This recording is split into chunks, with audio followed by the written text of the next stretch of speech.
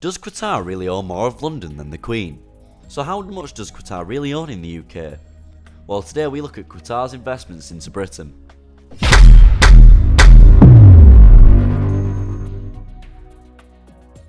The Shard. We all know it, but what you probably didn't know is that Qatar owns 95% of it. Qatar also owns Harrods, even though it doesn't stop their cars from being clamped outside. It also owns No. 1 Hyde Park, the world's most expensive block of flats. It even owns 20% of Camden Market, the biggest grunge emporium in the country. The Qataris own much more than the Canary Wharf Financial District, Claridge's, the Berkeley, the Connaught, the Chelsea Barracks and a £200 million home in Regent's Park.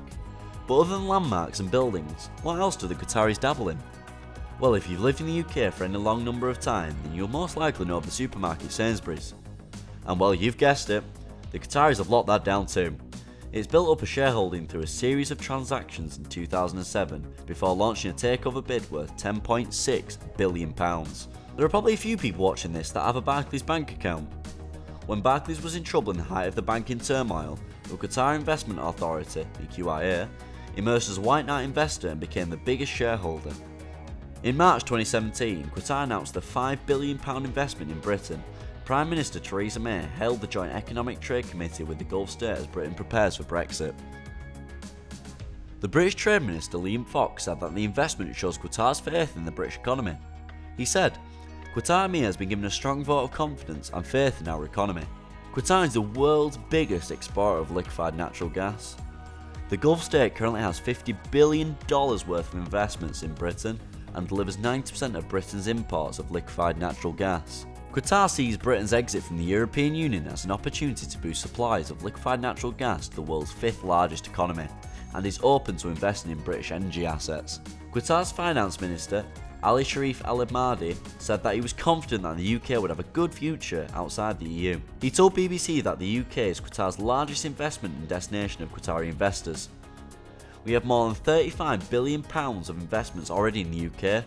We're announcing an additional £5 billion worth of investment in the next 3 to 5 years. Britain started to receive LNG from Qatar in 2008 via ships at the dock of the South Hook in Kent, one of Europe's largest LNG terminals, which is owned by Qatar. UK's relationship with Qatar goes well beyond economics.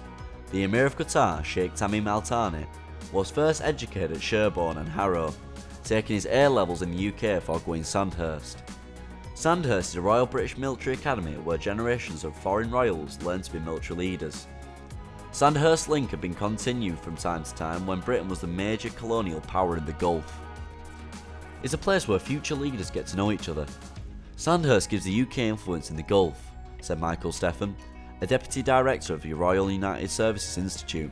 The UK gets all kinds of attention from Gulf policy elites that countries our size like France and others don't get. It gives us the ability to punch above our weight. You have people who spent time in Britain. They have connections to their mates, their teachers, familiarity in politics. It's very beneficial in the Gulf context. British policy in the Gulf is primarily mercantile, says Dr. Christian Coates of the Baker Institute in Houston, Texas. Concerns over human rights or reform are secondary. So, there you have it. Yes, looks like Qatar doesn't only own more of London than the Queen, but has deep political and economic interests that go far beyond the pomp and glory.